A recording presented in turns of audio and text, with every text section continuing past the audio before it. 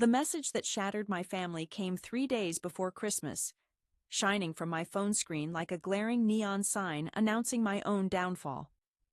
We have decided it is better not to invite Melissa to our Christmas gathering. It was not a private message, nor a tough phone call.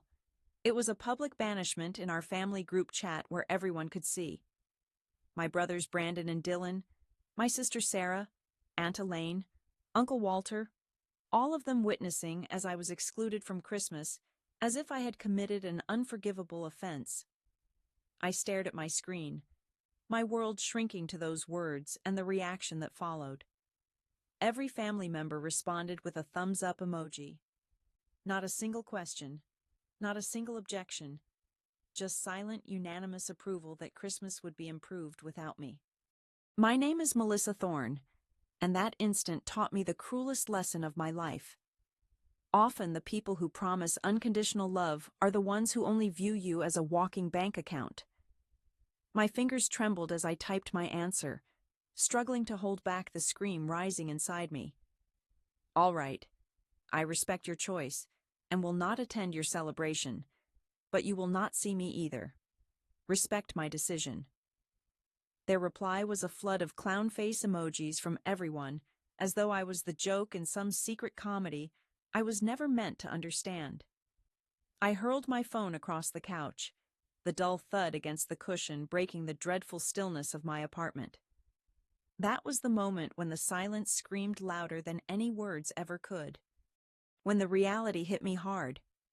This was not about Christmas at all. This was retribution. This was retaliation for the dinner a month before, when I had committed the unforgivable act of refusing their requests. Let me take you back to that evening, the dinner that uncovered the true nature of my family. We met monthly at Mom's place, all of us pretending to be the perfect close family. That night, I actually felt good walking through the door. I had just closed a huge deal at work. My new dress fit like a dream, and for once, I was genuinely excited about spending time with family. That feeling vanished before I finished my first course.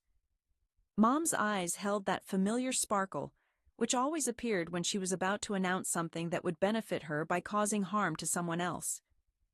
She cleared her throat with drama, tapping her glass with a spoon.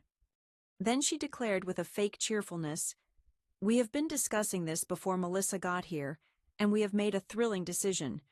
We are all going to Hawaii for Christmas." Sarah was practically trembling with excitement, her voice full of breathless enthusiasm. "I have been looking up hotels all week. Most spots are booked already, but there are some beautiful and expensive suites still open. It will be worth every penny." I tried to share in their enthusiasm, picturing warm sands and family moments. "Oh, that sounds amazing. How much should I contribute?" The laughter that burst out felt like a cold shock running down my back. They exchanged glances, those familiar looks that shut me out from their shared secret. "What's so amusing?"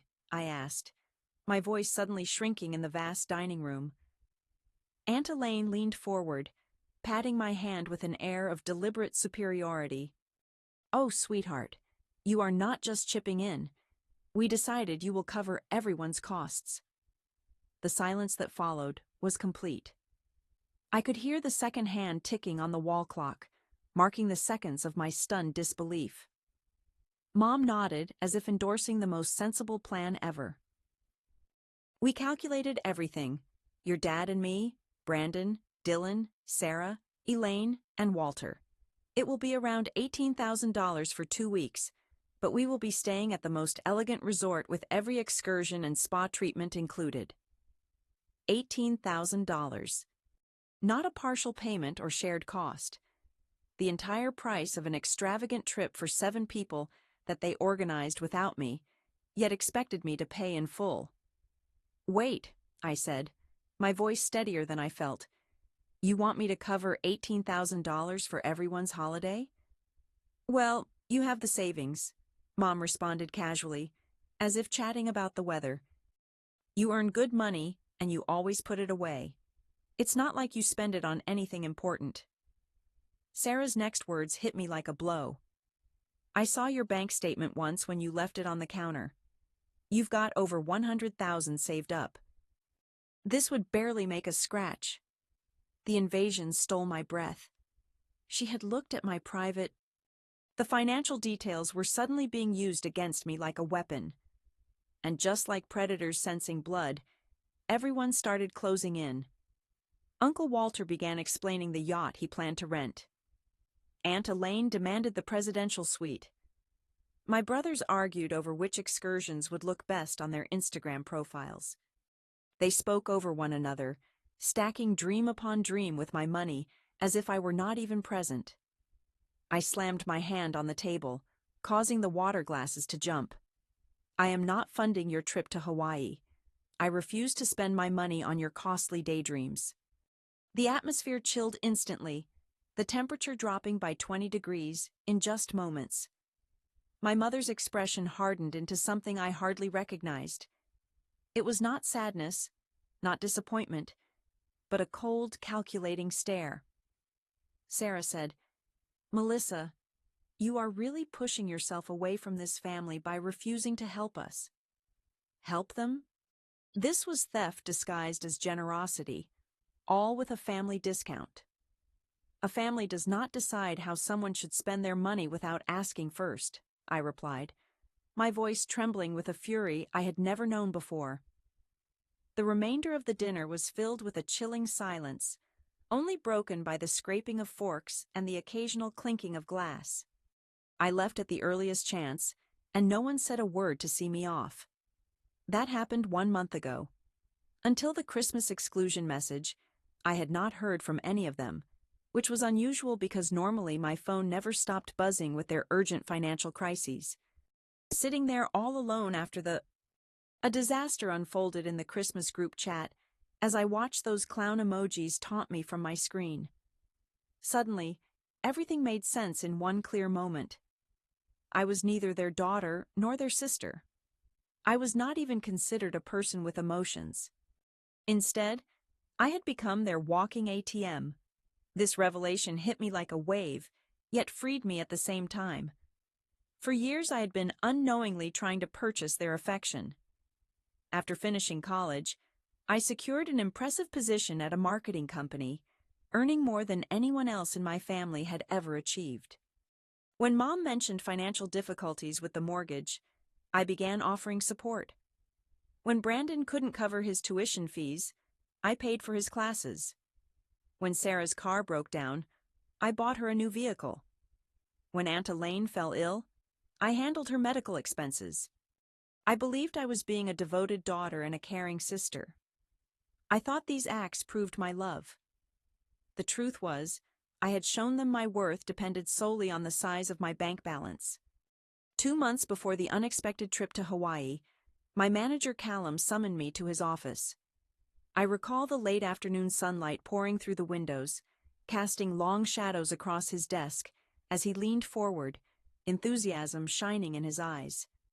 "Melissa," he said, "I want you to move to Denver and take charge of our new branch office.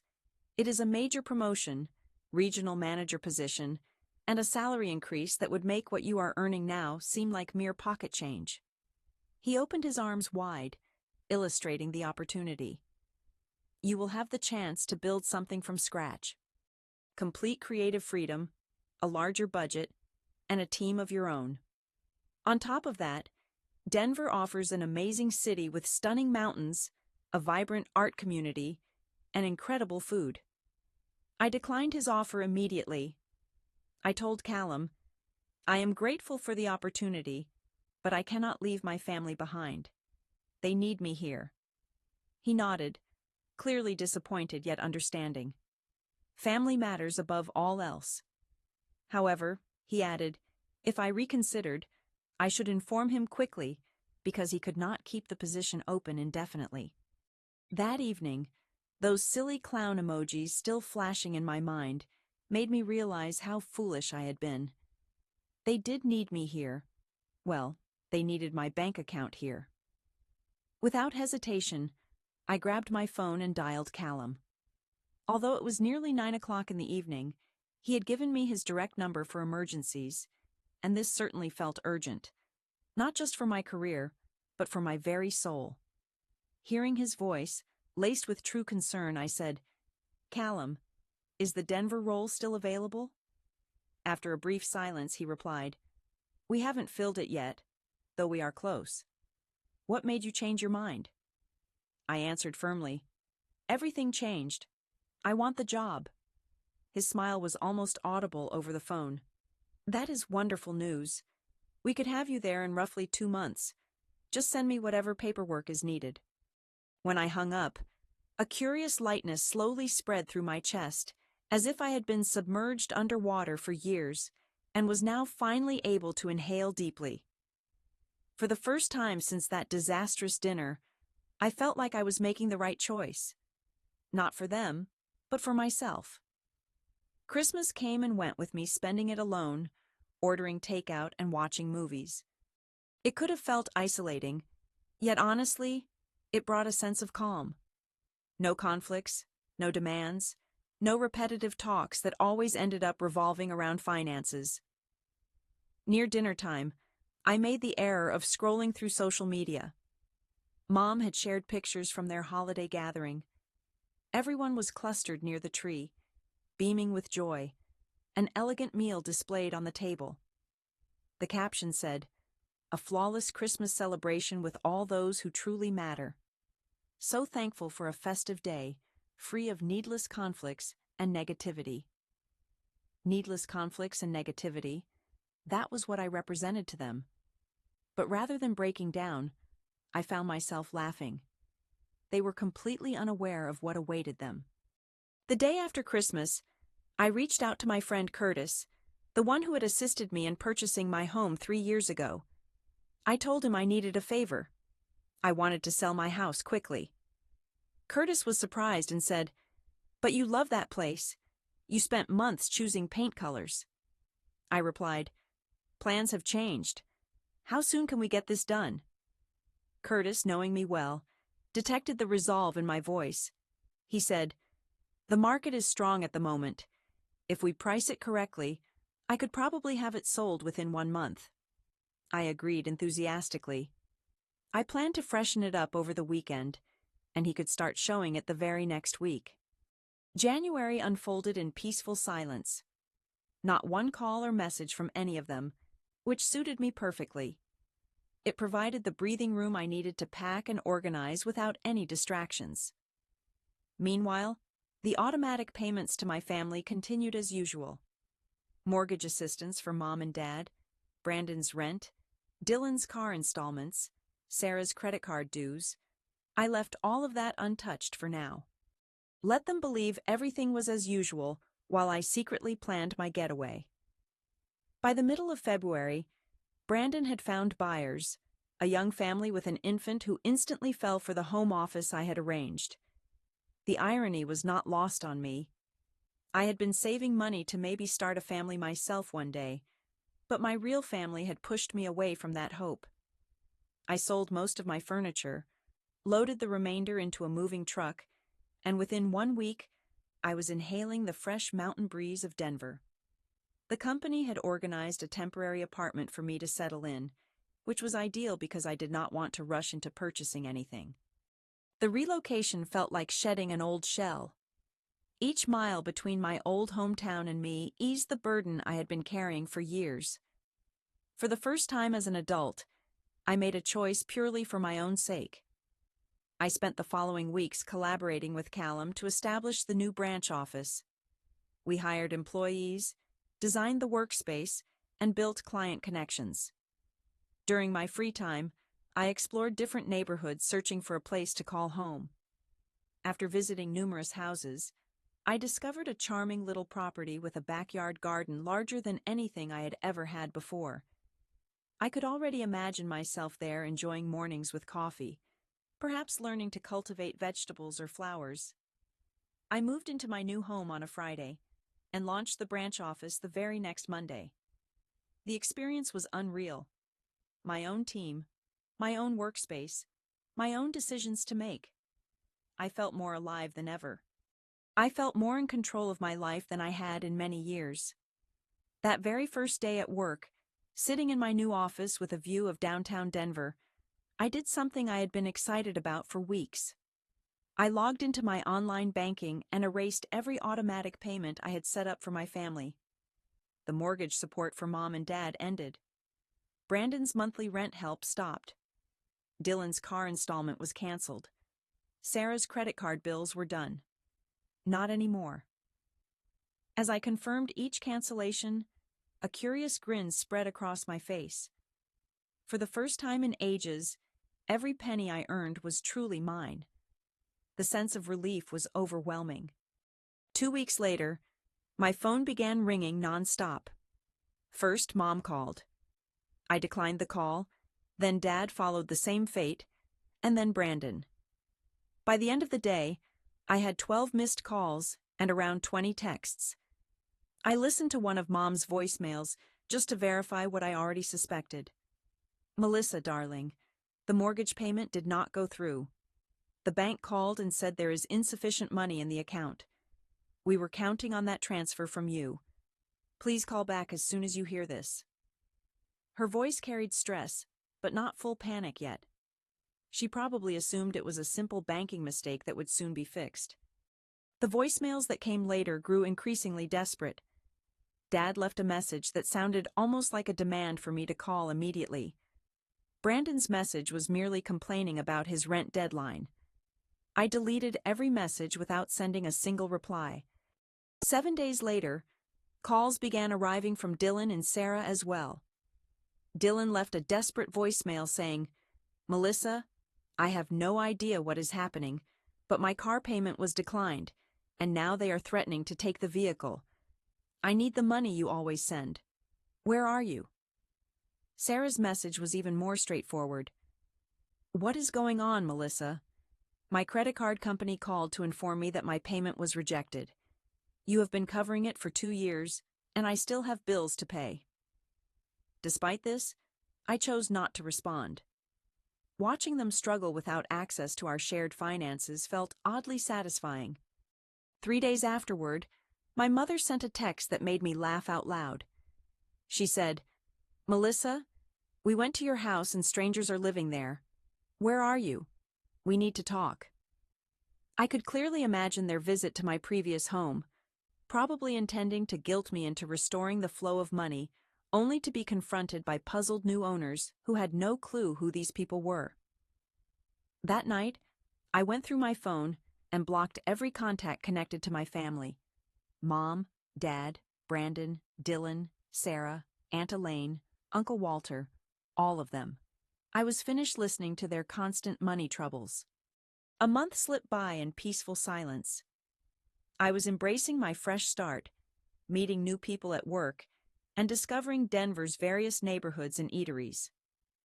For the first time in many years, I felt free from financial stress because I no longer gave away everything to unappreciative family members. Then suddenly my phone rang, displaying an unknown number. I almost did not answer, but something compelled me to pick up. Melissa said, "Thank God, it is Charlotte. Everyone has been searching for you. Your parents are losing their minds." What happened? Charlotte was my cousin on my father's side. We had always gotten along well, and she had never asked me for money. I moved to Denver for work and did not tell anyone because honestly, Charlotte, I am finished with all of them. Finished? What do you mean finished? I shared everything with her, the Hawaii vacation demand, being left out at Christmas, the clown emojis, every bit of it. Charlotte listened attentively without interrupting.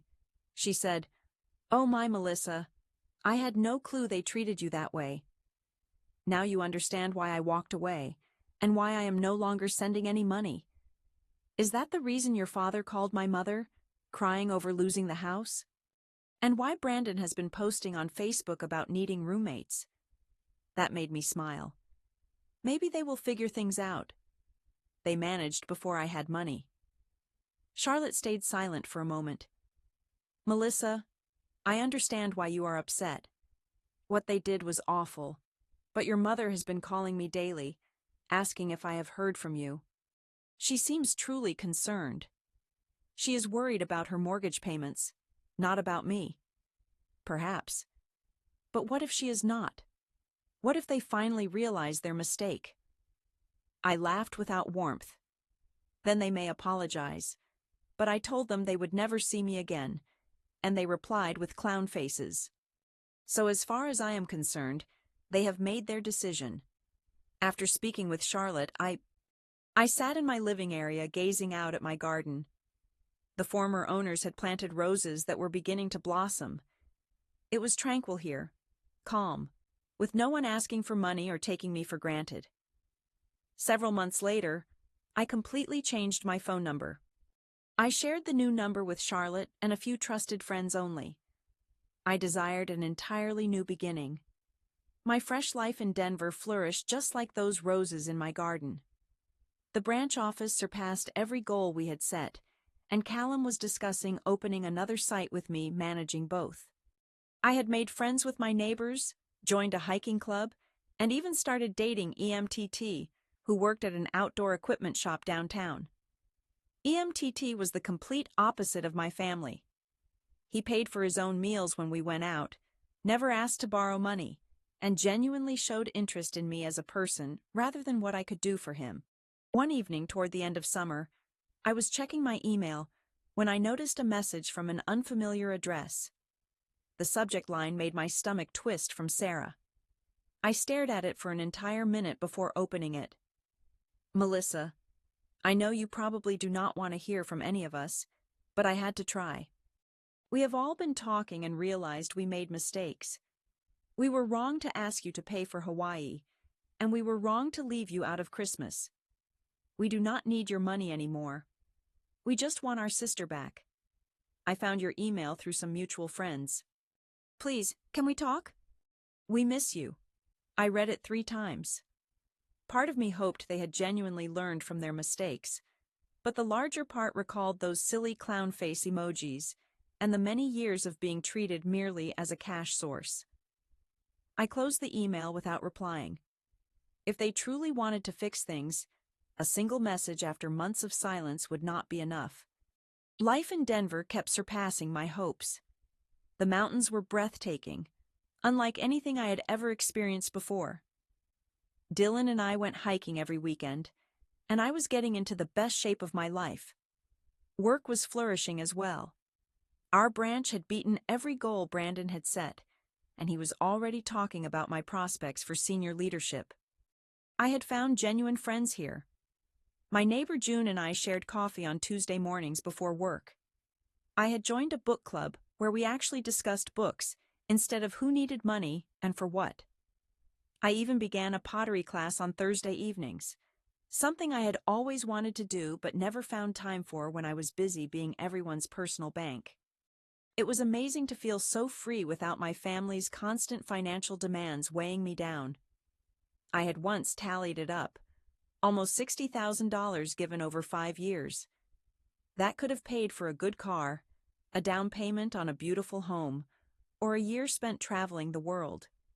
Instead, it had gone to people who regarded me as nothing, more than just a simple way to make easy cash. About half a year after Sarah's email, my phone rang while I was preparing dinner. It was Charlotte again. "Hey, how is Denver treating you?" she asked. "Really well, actually," I replied. "How are things with you?" She said she was fine but needed to share some news. "Melissa, your parents lost the house. It was foreclosed. Apparently they couldn't keep up with the payments without your help, and they didn't qualify for any modifications since your dad's credit is ruined by some old business debts. They ended up having to move in with your Aunt Elaine." I experienced a strange mix of feelings. Part of me felt sorrow, because that house had been where I grew up, but mostly I just felt numb. They had made their choice the moment they decided I was expendable. Charlotte asked how Brandon and Dylan were managing. Brandon had to find 3 roommates because of money, and he was working 2 jobs. Dylan's car was repossessed, so now he depended on public transport. Sarah had to move in with my parents at Elaine's place since she couldn't afford her own apartment. Surprisingly, they were all employed now. Charlotte let out a laugh, but it didn't sound cheerful. "Oh, they are working now. Sarah got a job at Target, Brandon is doing food delivery and works in a warehouse. Dylan finally landed a position at some call center. Funny how fast they found work once the free money stopped coming. After we ended the call, I sat on my couch reflecting on what Charlotte had told me. 5 years ago, learning that my family was struggling like this would have devastated me. I found myself opening my checkbook without hesitation. I did feel some sympathy for them, but not enough to resolve their issues. They had plenty of time to learn how to support themselves. Instead, they chose to rely on my generosity while planning extravagant trips with my money. Perhaps having to earn a living would teach them the true worth of money and relationships. That evening, Dylan came over and saw I was unusually quiet. "Is everything all right? You seem preoccupied." I told him about Charlotte's call and watched his expression as he took in the news. "That sounds tough," he responded after a pause. "Do you feel bad about it?" I assumed I would, but actually, I don't. Is that awful? Dylan shook his head. "Melissa, you helped them for years, and they repaid you by excluding you from Christmas and treating you poorly. You owe them nothing." What I admired about Dylan was his directness and honesty, without being harsh. He understood things clearly, free from the emotional weight I carried. A year passed. Denver shifted from seeming like a short break to feeling like home. I upgraded my car, traveled to Europe with June, and even started searching for houses with larger gardens. The pottery class inspired me to create a small studio in my basement where I could work on my projects in the evenings. Then, on an ordinary Tuesday morning, another email arrived from Sarah. This one was longer. "Melissa, I realize you did not reply to my previous email, and I understand the reason why. We all acknowledge we treated you terribly. Losing the house was a harsh reality check for everyone involved. We have been supporting ourselves for more than 1 year now, and have come to terms with how much we exploited your kindness. We are not after your money. Our true desire is to have our sister back. Mom cries for you constantly. She keeps repeating that she should never have sent that Christmas message. Brandon and Dylan feel awful about the clown emojis. We all do. I am aware we might not deserve forgiveness, yet we love you and miss you deeply. If there is any chance you want to speak with us, we will do everything necessary to fix this situation." I read the message twice, then shut my laptop and headed to make coffee.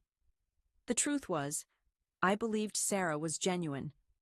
I thought they probably felt remorse for how things unfolded, but feeling regret after facing consequences is different from truly comprehending what they did wrong. Their real nature revealed itself once they assumed I would always be there to rescue them. The demand for a Hawaii trip, the exclusion at Christmas, the clown emojis, that was who they were when they thought I was powerless to refuse. Now that they lost their easy money and had to deal with actual consequences, suddenly they want their sister back. But where was their love and respect when I was covering their expenses? Where was their gratitude when I was sacrificing my own financial security? I reflected on the people in my life. EMTT had never asked me for any money. Then there was June, who always insisted on dividing every coffee bill evenly. I thought about my colleagues who appreciated my contributions and regarded me as an equal. I remembered my hiking group, where people enjoyed my presence for who I truly was, not for what I could offer them.